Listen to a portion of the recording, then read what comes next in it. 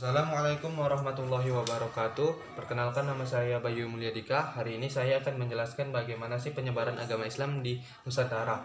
Sebelum saya menjelaskan penyebaran agama Islam di Nusantara, saya ingin memohon maaf pada kalian karena saya tidak mewarnai lautan pada peta saya ini. Hal ini dikarenakan sewaktu proses pewarnaan saya kekurangan cat warna biru untuk mewarnai lautan pada peta saya ini, dan saya juga tidak ada uang pada saat itu, dan pada saat ini pun saya juga tidak ada uang untuk membeli cat baru untuk mewarnai lautan pada peta saya ini. Dan hal ini dikarenakan kondisi saat ini. Jadi sebelum saya menjelaskan penyebaran agama Islam di Nusantara, agar kita lebih memahami warna dan simbol pada peta saya ini, saya akan menjelaskan warna dan simbol pada peta saya ini.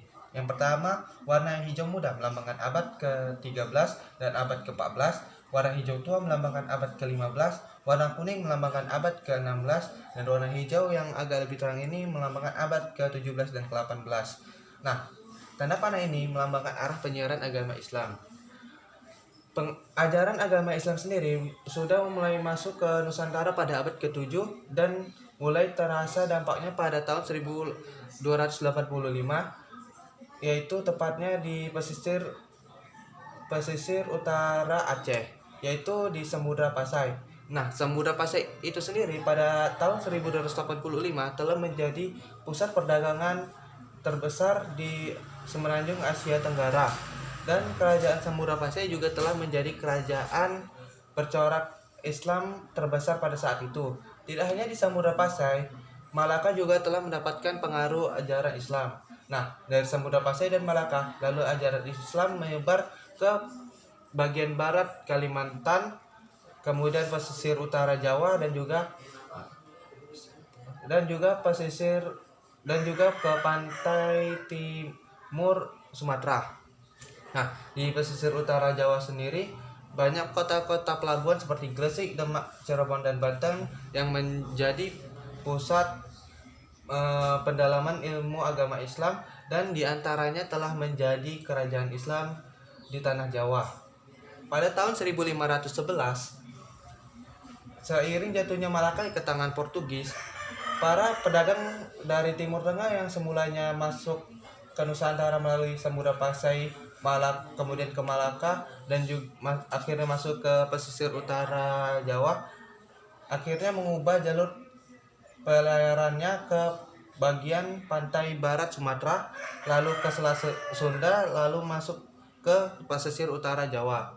Nah, hal ini mengakibatkan beberapa daerah di pantai barat Sumatera banyak terpengaruh ajaran Islam.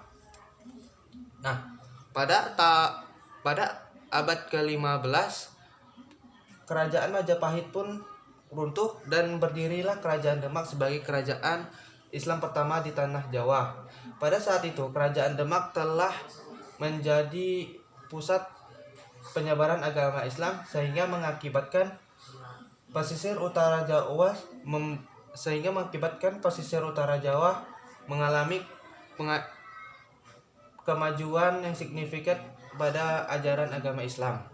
Nah, banyak para pedagang ataupun orang-orang dari Maluku, Sulawesi Utara, dan juga Kalimantan yang datang ke kerajaan Demak dan tertarik untuk belajar agama Islam, sehingga mereka pun belajar di pesantren-pesantren di kerajaan Demak. Setelah mereka menyelesaikan pendidikan di pesantren di kerajaan Demak, mereka pun kembali ke daerahnya masing-masing dan menyebarkan agama Islam di daerahnya masing-masing. Nah, di Maluku, Sulawesi, dan Kalimantan berdiri kerajaan-kerajaan seperti Tidore Ternate, Goa Talo, Makassar, dan juga Banjar. Nah, pada abad ke-16, kerajaan-kerajaan ini cukup